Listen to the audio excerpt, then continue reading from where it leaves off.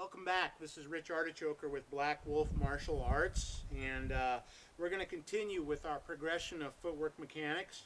We're going to start talking about kind of more the Filipino martial arts influence in this curriculum. And so what we're going to talk about now is the triangular footwork you see and hear about so often in the Filipino martial arts of eskrima, arnes, or kali. I prefer to term what we do kali. That's what I've heard from at least the people that I've studied with is the older term. It's the more inclusive term. It's kind of the mother art term. The words kali is a contraction. It's actually a contraction of two words, katuan, lihok, which means hand motion or body motion. But back to the footwork. Okay, so there are two triangles on the ground here in front of me. The first triangle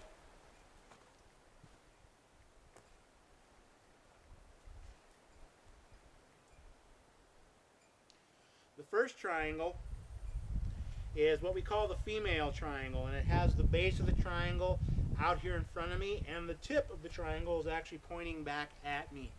That's what we term the female triangle. The second triangle is what we call the male triangle, which has the tip or the apex of the triangle facing outwards and away from me. Together, the two triangles make up a diamond.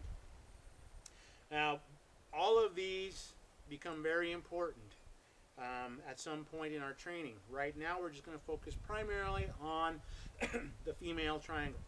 Okay? So, if we go back to our basic stance, which looks something like this, okay, we're going to have our lead foot kind of out at one of the corners of the base of the female triangle, and our rear foot's going to be at the point of the female triangle. Now, we're going to practice a concept known as a replacement. And this is a concept that is very useful for counterattacking and lateral, or not lateral, but diagonal movement. Okay? So when we go to move to our right, diagonally to our right at a 45-degree angle, in order to do that and not just simply step out that direction, which does not get us out of the way of an oncoming attack quickly enough, what we're going to have to do is what's called a replacement, where we're going to take our lead foot, bring it back to the rear foot's position. It's going to replace the rear foot as the rear foot steps out and moves in that 45-degree angle off to the right.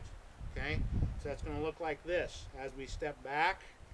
Both feet for a short period of time, you're going to end up at the apex of the triangle, and then the right foot's going to step out, going off at a 45-degree angle that way. Okay. So again, as we get ready to move, let's say an attack is coming at us from that direction and we want to get out of the way, we're going to bring this back to here and then step out like so. Okay?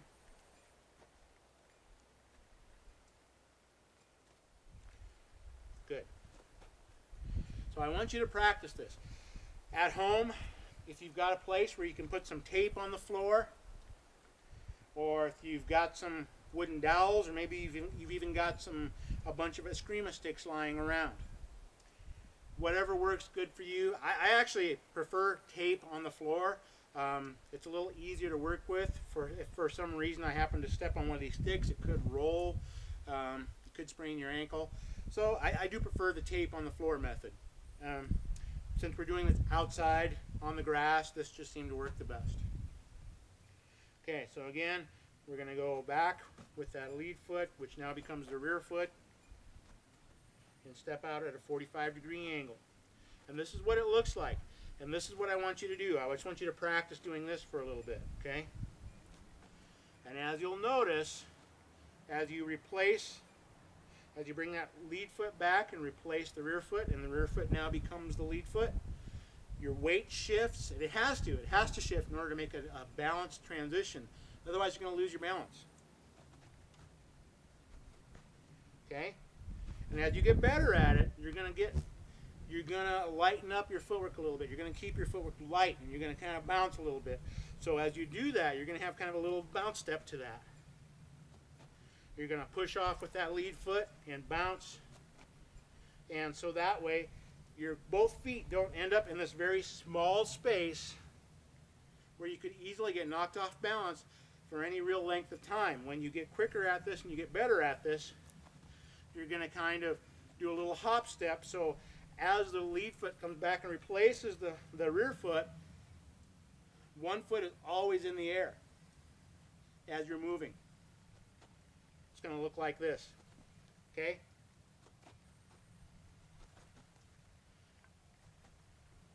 And just practice just that. Okay? As you do that, you're going to find it just makes the most sense to begin turning your upper body, your shoulders and your hips in the direction that you're going.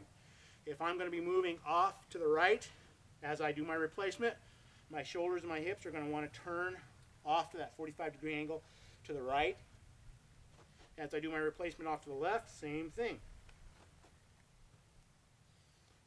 Why would we do this? How does this apply in real life? Well, it's very common in the Filipino martial arts. If we're in our right hand lead and we're getting an attack coming at us from this angle, it's very common for us to throw this weapon up to strike or block.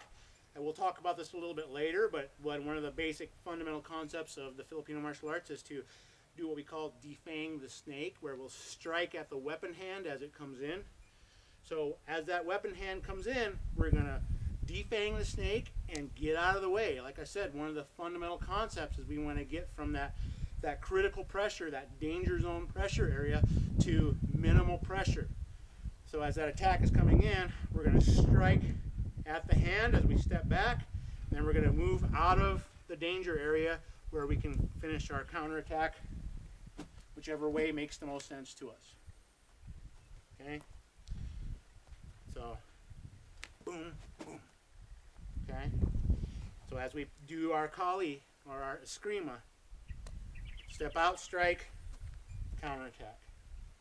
Okay? How would that apply to an empty hand type of a situation? Okay? If we're in our boxer's lead, well, let's go to our boxer's lead. If we're in our boxer's lead and the strike is now going to come this way, maybe it's a big overhand right, maybe it's a round kick, whatever it is, we're going to either cover, we're going to cover as we step back, and then step out and get ready to come back in, or we're going to, if that's a punch, we're going to parry, step out, and then get ready to come back in. And this is where the male triangle starts to become important, because if you combine the female triangle and the male triangle, what you're going to find is now you've got this diamond shape. And this is very important for a lot of our footwork, because what's going to happen as we work on our counterattacking strategies,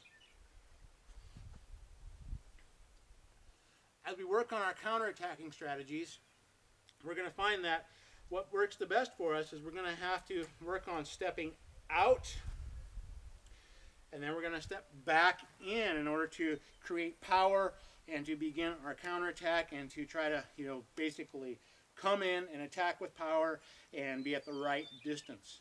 So this is really common for us to use this kind of a footwork, where we're going to go replacement, either block or defang the snake, come back up to this point, and then come back in, boom, where we come back into our attacker.